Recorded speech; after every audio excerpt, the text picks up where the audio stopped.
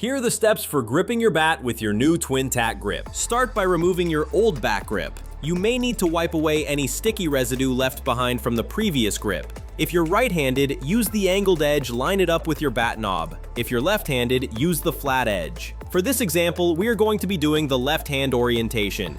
Take the flat edge and line it up with the knob of your bat. Hold down the end of the grip firmly to make sure proper placement as you start wrapping your bat. Angle the tip of your bat grip slightly downward as you begin to wind around the bat the first time. You're going to want to repeat that angle and start working down the handle of your bat. As you wind down the bat handle, you will want to overlap the previous layer by approximately 1/8 to 1/4 inch. For a thinner handle, overlap slightly less. For a thicker handle feel, overlap slightly more. At any point in the process, if the grip starts to wrinkle or does not overlap smoothly, that is okay. Simply unwind and repeat the process. Finally, place your TwinTack finishing strip to hold the top of the grip securely in place. Your finished product should look something like this.